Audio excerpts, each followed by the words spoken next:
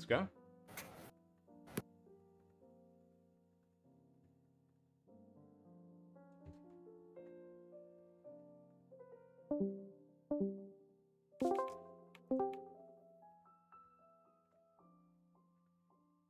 All right. If everything's good, hopefully. Hello, everyone. My name is Ozmourn, and today we are going to be playing Superliminal, Glitchless. I'm so glad to show this off. This is the second time that this category has been shown off in a marathon. Just last week, I did a race with one of my commentators here on the couch today, Hippienator, and Bagel Cat, another commentator here, was commentating that race. So it's wonderful to have more exposure to this game. If my commentators would like to introduce themselves. Yeah, hello, I'm Hippienator. I run several categories in the game, primarily focused on all collectibles currently. And I'm Bagel Cat. I speedrun Glitchless for console currently. Wonderful. So yeah, Superliminal. I am going to be focused a bit more on the game because I have two commentators here. So once we start time, I'm just going to hand it over to Hippie and Bagel to explain what's going on. Time does not actually start when we enter the first level, but rather it starts when we walk through this first door here. But we're going to sign the terms of service for good luck. All right, so the run will begin in 3, 2, 1, go.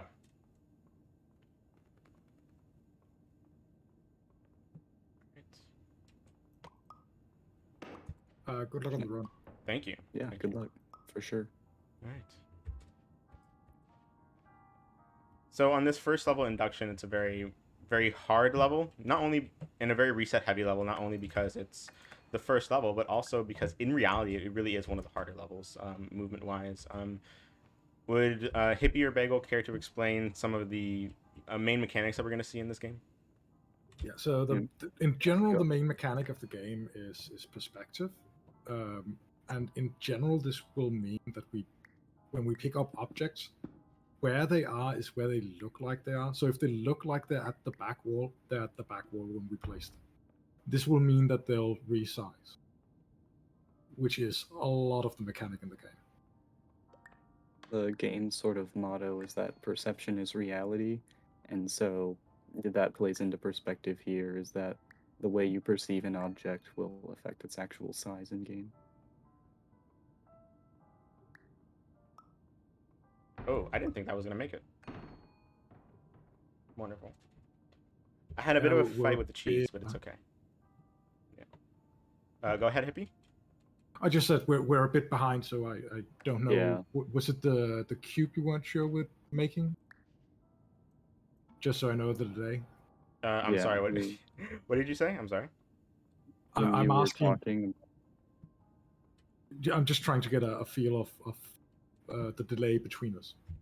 Right now, I'm doing fast cheese at the very end. Okay, cool. All right. Then it's not that big.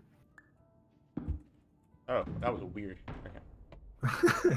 So yeah, we want to go through that wall. We have to knock it down with that cheese. Yes. It can be slightly annoying. Yeah. So that's induction. Cheese yeah. Induction. Sorry. Go ahead. I was just saying that cheeses in this game are just a straight up nightmare. It is, for real. Bagel, would you like to explain Optical? Yeah, sure. So each sort of level has its own, each level has its own name that kind of ties into its own little sub gimmick. The whole idea of the game is that perception is reality, but then each level will play around with that phrase in different ways. So there's a lot of optical illusions, as you would expect, like with these hallways. I mean, again, it's going to be a little bit behind, but the hallways here will have illusions that make them appear to be quite different than they actually are. And we'll actually be using an illusion shortly to create a cube out of thin air.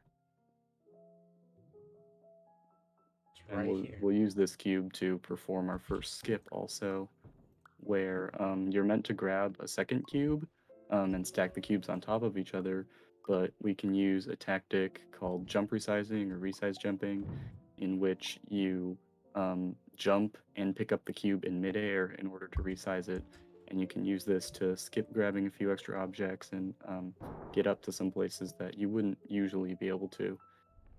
This was actually going to be an intended like game mechanic in the full game by the devs, but they ended up just kind of writing it out because they felt that it would be too difficult for regular play, and so now it just becomes a speedrun strategy. All right, thank you, chess piece. This is a decent optical so far. Love to see it.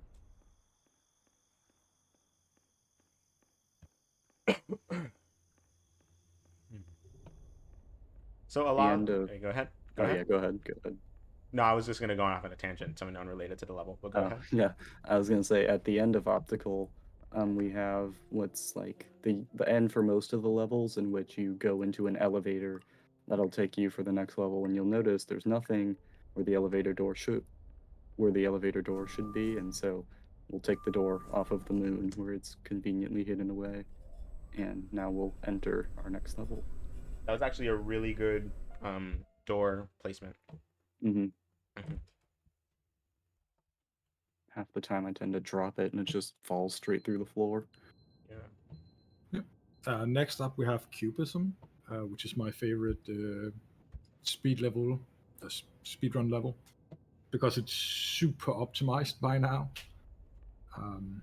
So we're immediately going to, in a moment, not grab a cube you'd normally use and just jump on a pole and vault up on a platform we need to go to. Like that. And then we're gonna grab a half cube and climb up and try to pick up a cube from the floor, but it's part of the floor, so we're falling through. You don't do the fast resize strat, do you? The fast resize strat, how do you mean? With the two cubes. Yeah. No, I do not. Oh, the wobbly cubes? No, I don't. Yeah. Okay. So Ozmourn did like the very easy solution that there's a faster solution that's really hard. It doesn't really save a lot of time, like 0.2 seconds, I think I timed it to. 0.2 seconds, yes. Yep. But that's how optimized this level is. It's like, oh, we found out we can optimize this small movement for 0.1 second. Most of this level is just like doing a lot of funky parkour, and so what happens is when you jump, if you barely miss whatever you're trying to jump onto, you'll automatically pull yourself over the ledge and do a ledge grab. You've probably seen that a few times, but obviously this ledge grab takes a tiny bit of time, and so the more precise you can make your jumps, the less ledge grabs you have to do, and the faster you can get through things. Oh dear, my bitrate's going down. That's some pixelation. Yep. Yeah. But you know what? I We're gonna wasn't sure keep if it was me or not. No, it's definitely me. 100%. But you know what? In my opinion, worse. It's better than just losing frames and not seeing part of the run. But Yeah. we're just gonna keep going. Hippie, you want to talk about Blackout? Sure. This is Blackout. I really like this level as a casual level because it plays around with the idea of perspective to take something that isn't actually a horror game and make it seem like a horror game. Generally, when you go in and watch new people play it for the first time, they are actually terrified here. It does a really good job with having blood on the floor and stuff like that. Mm-hmm. Or so you think it's blood on the floor. Yeah, exactly. Sadly, it's not a very interesting speed level. Oh no! It can be completed. Oh, did you? I fell twice. I think he fell in wow. Ooh. I fell twice. This is truly a horrendous blackout, but it's okay. I haven't done that in like... such a long time. It happens. Yeah. The bridge back there, actually, there is a route on the bridge where you can just walk across without jumping, but doing the jumps is actually a little faster, so that's what we try and do. Yeah.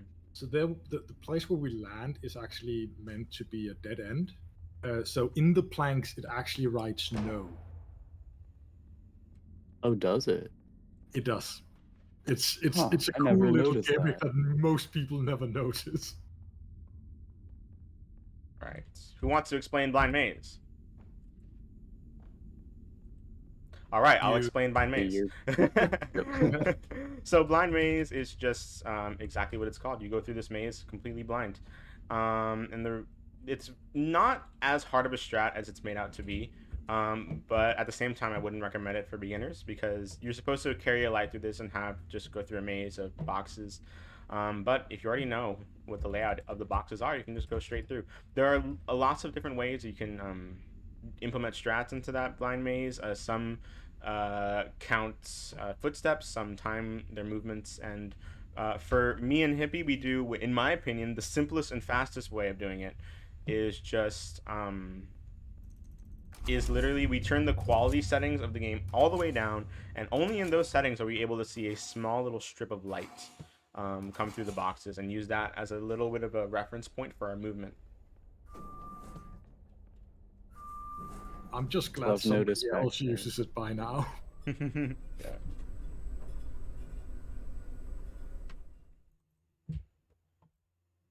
Do you want to talk about Clone? Clone. Yeah, sure, why not? So the level going into level 5, Clone, is another fairly optimized level. It's not too long, and the idea for this level is, of course, that there are clonable objects where when you click on certain objects instead of picking them up, then they clone themselves, and this leads to several fairly clever puzzle solutions. And this cloning mechanic is especially pretty fun to mess around with, just playing through for the first time, and the devs realized this, and they actually had an achievement called "Why Are You Like This" for cloning an object 100 times, because people tend to like cloning the things quite a bit. Or also, there's a few puzzles that are fairly frustrating, and they'll just try and clone their way into a solution by making paths of cloned objects to press pressure plates. We'll get into that puzzle pretty shortly. That radio that I just resized, that is not the fastest way to do this. I am pretty bad at like the very fast strat that Hippie does, where you can just resize it once. Oh dear, what has happened? Okay. That green apple was just awful. Oh, that was a nice green apple you had there. Yeah. But yeah, this is the most hated puzzle, I think. It took me 20 minutes in my casual playthrough, and when you find out what the solution actually is, it's just even worse. It's just clicking once. It's with just the one correct click. perspective. Yeah. Everyone spam clicks there. That's where people get the "Why are you like this?" Oh, Yeah, and if you cook enough, you actually get the golden apple, which is nice. Oh yeah, I forgot about that. So yeah, that's pretty much all of Clone. The rest is just walking. So let's see that. I was trying to find like some sort of donation thing that I could do for this game. Like for Light Matter and Ape Out, I'm gonna be doing like for every death, I'm gonna be donating $1. But you can't die in Superliminal, so I didn't really know what to do here. You can do the go out of bounds thing. If you go out of bounds, you donate. Yeah. every time you fall into the pit and Blackout. That's $2 right there. Oh dang, this is Dollhouse. Okay, I forgot to go straight back. So Oh yeah, don't So worry. who wants to have the privilege of explaining Dollhouse? All right, should I go for it? Yeah, sure. I'll take lap then. Okay, yeah, definitely. All right, so this level is called Dollhouse, and it's definitely one of the most beloved levels in our speedrunning community. This is everyone's favorite level to play. Strong sarcasm there. The idea with Dollhouse is that you pick up like this cardboard house, right, and you have to resize it, and there's a room within a room, and basically the idea is that you have to get your sizing perfect for Dollhouse, because if you're trying to get into a room, right, obviously you have to make the room big enough for you to fit through the door. But then if you make the door too big, then you'll be small while you're inside the room and you'll move slower. And obviously we don't want to be going slow, so we have to resize things very, very precisely and there's just doing these resizings while trying to do it fast is it's kind of a pain, and so a lot of runs just die to this level because you have to play it so well. Ah, the fan. Okay, there we go. There we go. Even though it's technically not faster, I have so much more luck trying to get the Jenga tower down if I angle the fan slightly to the left than if I do just straight towards me. Anyway, Hippie, you want to explain the frustration that is this bouncy house? Is it frustrating? It can be. The first I think it's time, mostly casually. frustrating for newer runners. Definitely Yeah, is. and casual players. Because it can be really, really hard to get to the correct size because you want to be able to go through that door. Also want to be able to climb up onto it. That can be really hard, especially when you're new to the speedrun. There is a very consistent strat you can use for it though, but it's slightly slower than just learning to eyeball it. Yeah. There we go. Okay. I Oh, was so concerned. you didn't go through the portal. At least that would have been bad. Okay, yeah. One thing about Dollhouse is that another very annoying thing is that it's very easy to clip into some of the resized houses. So if you clip in, then it'll be too small on both ends, and you have to reset the checkpoint because you soft lock yourself inside of the house. Okay, so probably going to talk a bit quick here.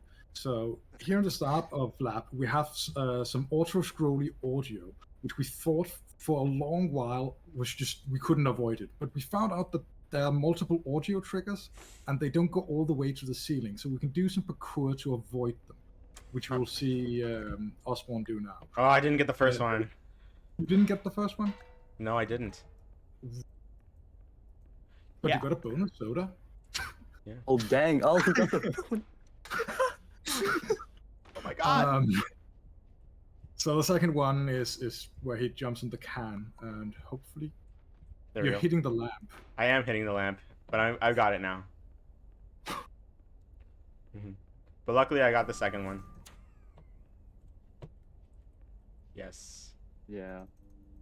So coming up, there's going to be some lineups. We're going to teleport, and we have to click an alarm to open a door. If we do a lineup correctly, we'll hover directly over the alarm when we teleport, and then we'll teleport back there 2 additional times. Yes. Yes. No, 3 And actually. then Yeah, technically 3. the last one you don't need to do a resize because you just walk backwards. Yeah. No, the last one you just Not a resize, a you're in re-aim. the room when you click. Right. I didn't know you did different lineups than me. Do I? Yeah. Oh, I can't believe I fit through that frame. Okay. None in common. All right, let's go. So in a moment, the entire level is going to go a little wonky. Everything starts breaking apart. Oh, that was a wonderful grab through the door frame. We love to see it. Oh, nice. Yeah. Nice. Yeah, this whole level is just like really disorienting. It's like teleporting you everywhere, giving you gravity shifts. All the puzzle solutions just break your expectations completely. I'd say this level is definitely where you want to expect the unexpected because it's all over the place, and that's what makes it my favorite level, I would say. Bagel, you want to explain this level? I mean, this puzzle right here? So coming up, we have a puzzle where we have to look the opposite direction of where we want to go, because we look originally will have a dead end, and the other one will have a door, and we have to follow the exit signs. And this is also something a lot of casual players struggle with, which I really get. But go ahead, Hippie. Flex on how long it took you to figure it out. Go ahead. Flex on how smart you are. To the rest of us, right here. think I Yeah, failed we twice. love to hear it every time. Well, you're the ones asking for it now. Well, how long? How long did it take for you to figure out? Say it. 2 attempts. 2 attempts. Hippie's just built different. He is. Yup. God. This next strat up here is the elevator maze, and it's very simple. What you're originally supposed to do is follow a series of arrows on the ground, but and just get lost in the maze until you find the arrows. But we have a specific order. We can just do right, right, left, right, right, and then boom, you're at the end of the maze. Bagel, can you explain this room right here? Yeah, so this parking lot here, you're just meant to kind of walk through it, and it's not actually a completely open space. It's actually a room that looks open, but once you get close to each of the walls, then you hit a trigger that removes the parallax effect, and you'll eventually see that there's an entire room here. And once you trigger all of the walls to appear solid, then the exit will appear, as did happen. All You right. don't actually need to look at the triggers either. You can just get close enough to them. Wow, that was a really fast paradox. Oh, I love that. That was Oh dang, that was clean. That was probably the fastest paradox I've done, like, ever. That just means you have to fall through the chessboard like 8 times.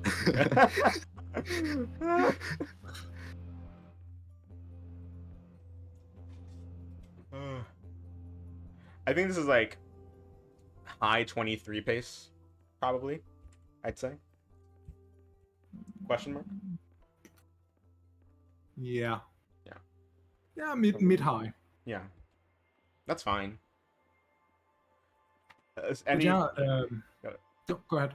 I was like, anything under estimate is perfectly fine with me. If I ever get a above estimate run, like if I ever get a 25 pace run ever on Superliminal, I'm just never gonna speedrun the game again. It's just too embarrassing. That's when I quit. You shouldn't That's have when I told the retired. marathon that. Now people can hold it to you. Now it can become an incentive. You can. What were you gonna say, Hippie, before I interrupted you? I'm sorry.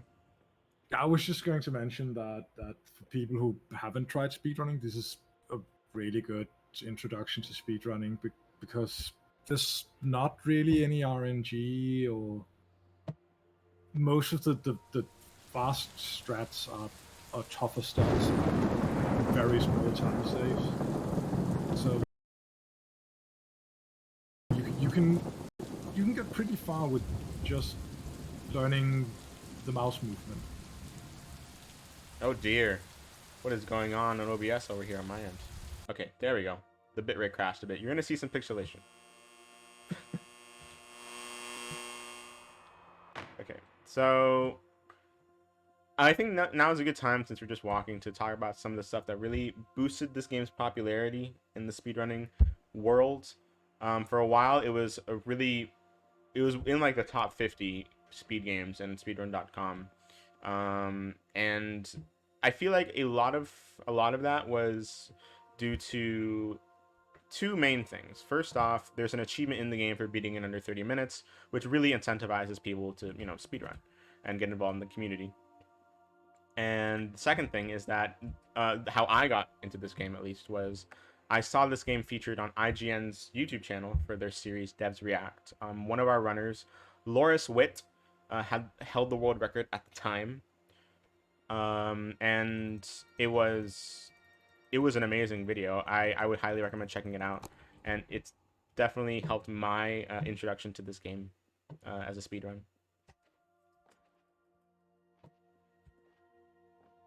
Which Yeah, was definitely, I'd say. that video was 2 days after I started speedrunning. Yeah.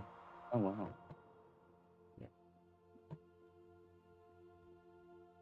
Yeah, I definitely say, like, it's a very friendly first speed game.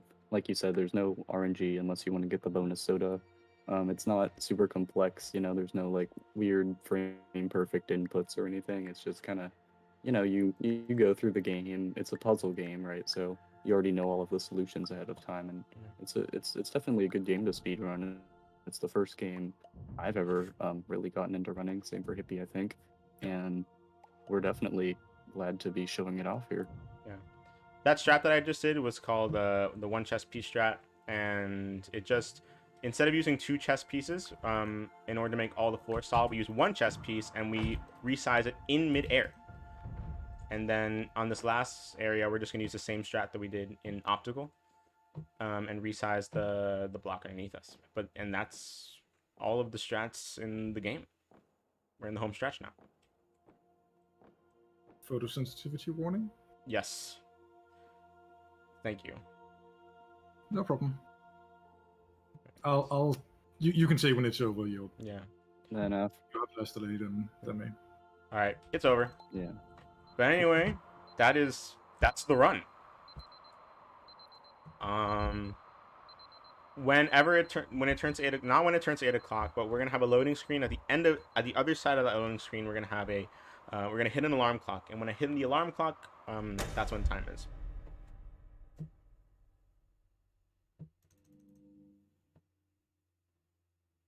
That's actually a slow end of a mid 23. Yeah, it is. Yeah. Time. 23:21. That is. I love how my bit Nice, rate is nice. going back up when the run ends. We'd love to see it.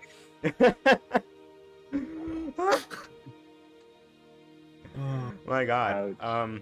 But yeah, that is Superliminal Glitchless.